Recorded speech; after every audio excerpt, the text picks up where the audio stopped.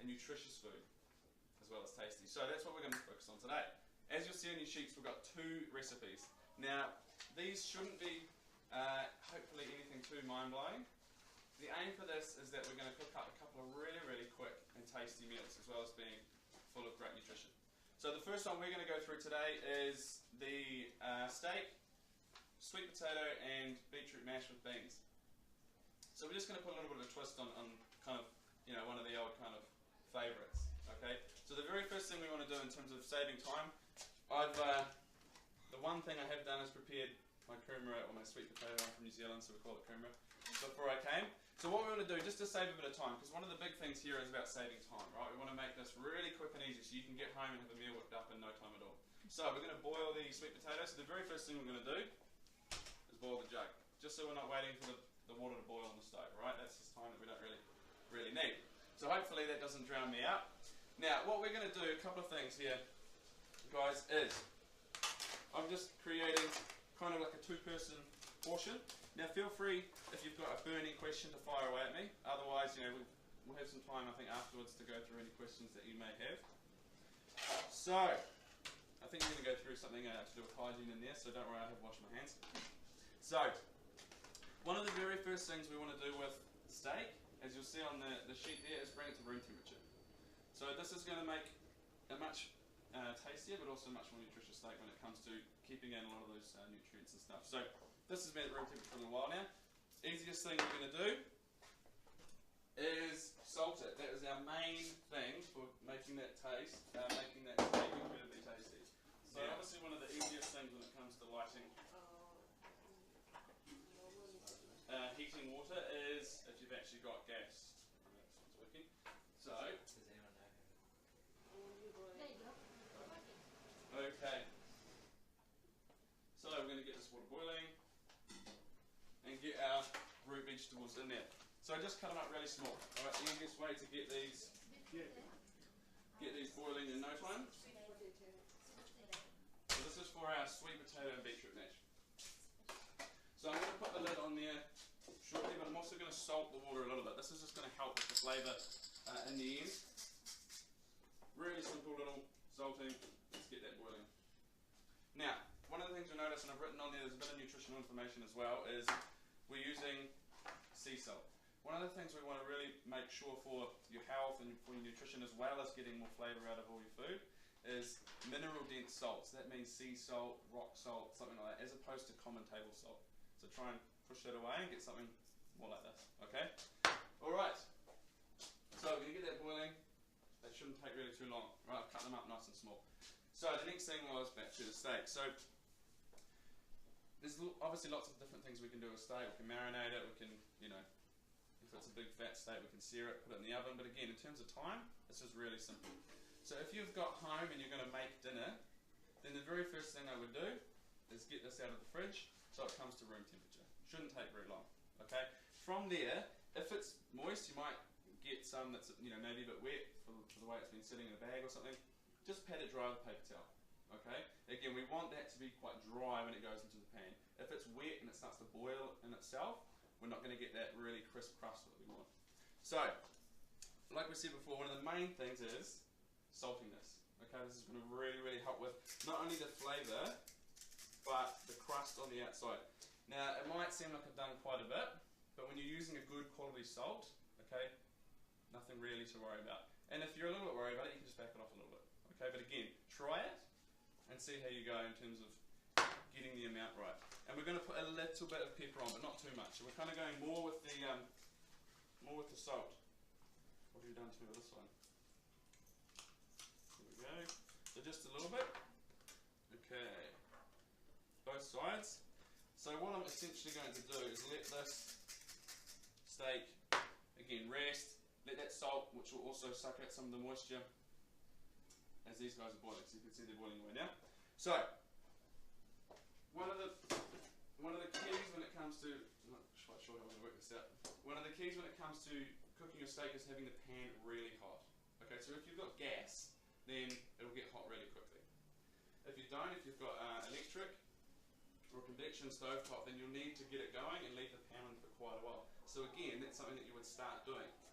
Get the steak out, have a look at lot. So what we want to do in terms of saving time is get one thing happening while we're doing something else. Okay?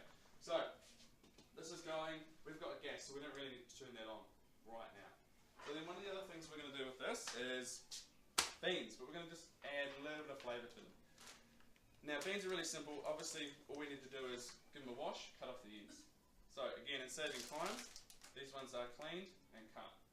So for saving time, then that's already done for us. Now what I'm going to do with the beans when it gets to that time is put them in my sieve and then sit them over the boiling root vegetables. Again, we're saving time and dishes, and we're going to gently steam them. One of the things, this is perhaps personal preference, but in terms of nutrition, steaming is a really good way to keep the nutrients in, as well as the taste, and we still want to keep them reasonably crispy. Okay? So, let's get these ready. And again, if you want to cut them up smaller, you can do. At the same time, you know, if you can't quite work the steaming and how to get the timing and stuff right, then just get another element going. You can steam them over a pot of water, or put them in a small amount of water and just blanch them really quickly. But again, should only be a few minutes. Okay? Any questions so far, guys? No? Kind of meal that you cook at home? No? So again, like, this can be gourmet, but at the same time, it should be really simple and really quick. What we're going to do with our beans once they're ready, and my steak is out of the pan, is we're going to add some slivered almonds, a little bit of lime juice, salt, pepper, and a little bit of butter. So what you'll see on your nutritional information at the back there, not only will that fat add obviously a lot of flavour, but that will add a lot of nutrition and will help you absorb a lot of the nutrients that are in the greens that are in those beans. Say you were using broccoli or something else, same kind of deal. Okay, you could swap the butter out for extra virgin olive oil, which is what we're going to use in our recipe later. So let's see if we can get this other pan going. Alright, that'll do us. Okay, we'll turn it down a bit. So like we said, we really want to get the pan piping hot when it comes to cooking steak. So, fan on, windows open. Okay, you may smoke, but this is going to be one of the best ways. We want to cook the steak quickly. Okay? As with the salt, we want to really form a crispy crust on the outside. Again, if it starts to boil, the steak might be a little bit too moist, or if the pan isn't hot enough. Okay, if it starts boiling in itself, something's gone wrong earlier on. Next time, try and get it spot on. Now, you may see some people either oil the meat or oil the pan. For the most part, we shouldn't really need to do that. That may depend on your pan, but the fat in the meat will take care of that. Okay? Again, you can if you would like to. I've written on there coconut oil as an option for the pan. The one thing there being, this is a non-stick pan, there's fat in that meat, so we're not going to need it. But in terms of cooking, coconut oil is a much better option than, say, butter or olive oil, because it's got a much higher smoking point. So something like olive oil cooked at a really high heat will actually start to go rancid, even though that sounds really, really bad. It just changes the makeup of it a little bit. Coconut oil, much higher smoking point, so a lot better when it comes to cooking. So that goes for anything. So you can see a root vegetable boiling away there. That pan should feel quite hot.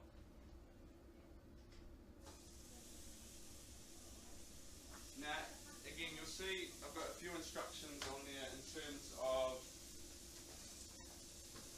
cooking the steak. There's lots of schools of thought. Flip it once, flip it heaps of times. To be honest, it doesn't really matter. Flip it as many times as you like, flip it once. The main thing is that crispy crust that forms on the underside. So I'm going to leave this for a couple of minutes to ensure that crust forms. Now obviously if you've got a thin piece of steak, it'll have to be a little bit less. Now if you see on your first page here, I've got a nice little picture which is hopefully quite easy to follow as to how to tell when your steak is done. So, if you'll take one of your free hands and touch your index finger to your thumb, right, and you're going to touch the little pad at the base of your thumb. We would call that rare. So this is what we want to do when we're cooking our steak. We'll actually touch it, and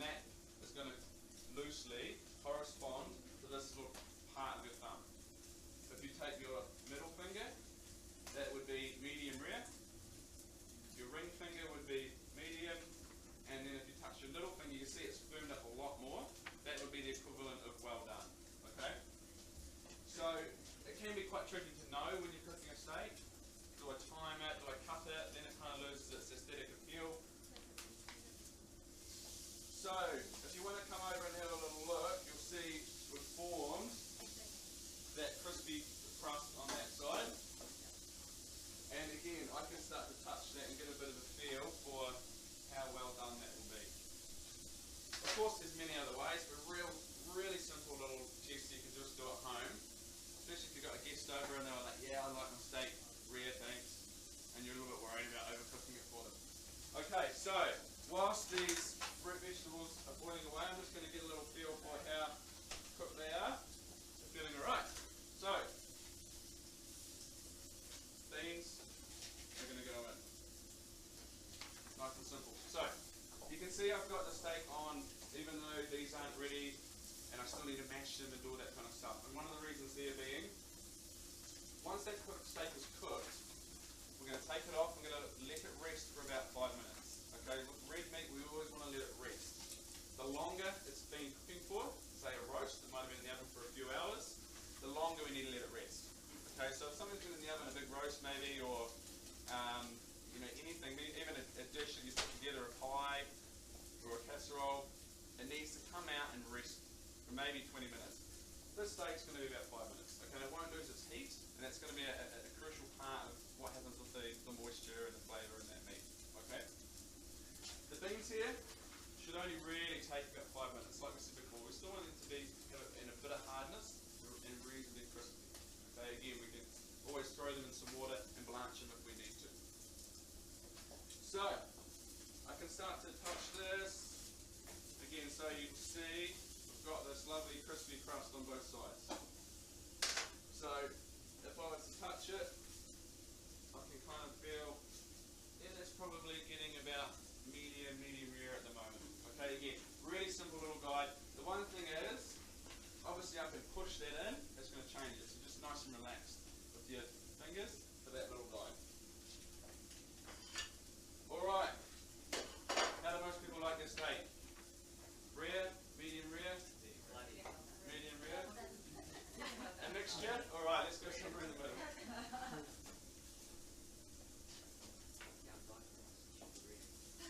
Okay. So you can see that we have smoked a little bit, right? And that is going to happen with this high heat when it comes to forming that crust. So that crust is part of a quite strange and, I suppose, unknown phenomenon, something called umami. You may not have heard that before. And that's part of the protein breakdown and what happens when we cook that steak at high heat. And that's a big part of the flavour of cooked steak.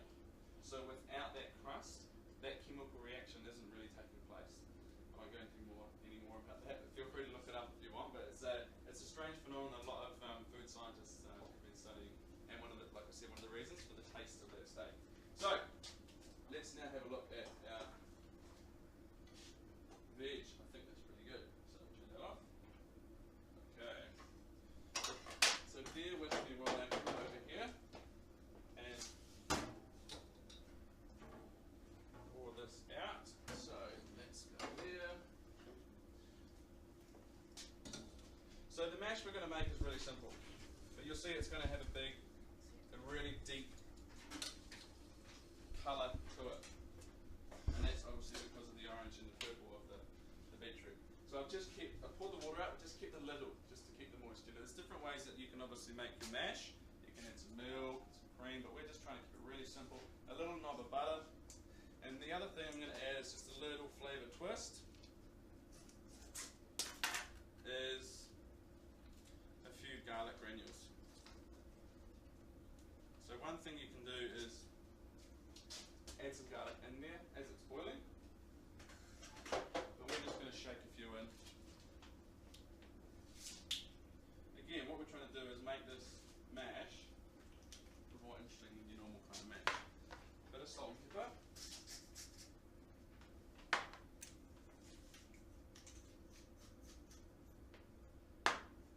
Now I'm just going to cover the greens so they can get a bit of that heat. And then this should be really quite simple and soft to mash together. Now, obviously I had already cut these up.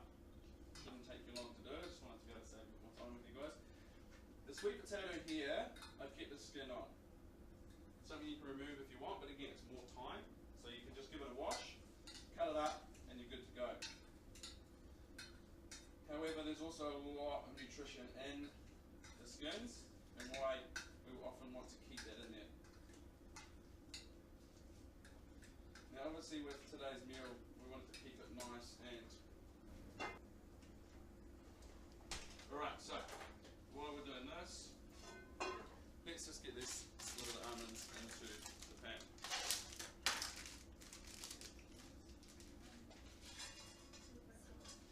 So that's all we want.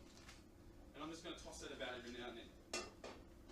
So mashing up, and again, with the mash, just keep an eye on it, 15 to 20 minutes, and just when you can poke a knife through it easily, you know it's good to go. With a mash like this, the beetroot may take a little bit longer, so what you can do is just put the beetroot in, 5 minutes later, add in the sweet potato. Okay, so my mash is kind of good to go.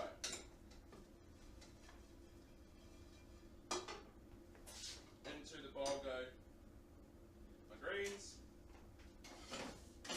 Okay, another little knob of butter. Now, you may question why am I using butter? Often one of those things where we're told to eat. You'll see, they're so thin they don't take very long at all. Told to eat margarine. I'm going to recommend out and out you throw the margarine out and use good grass-fed butter. So this is from Tasmania, Australian butter.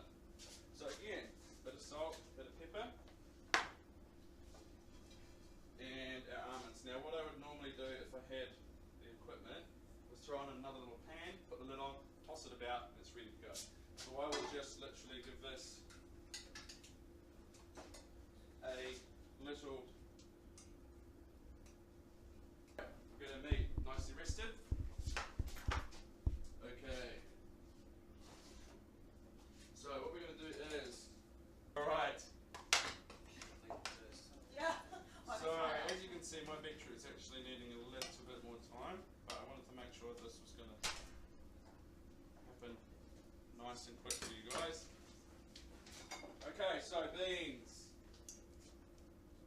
Serve this how you will.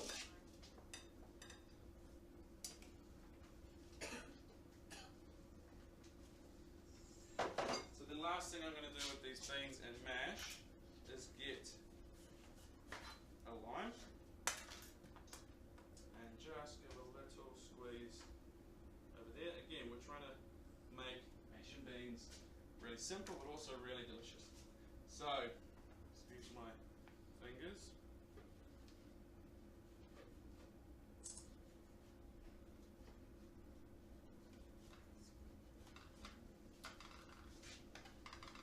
And there we have really simple and really quick mash, beans and steak with a little difference.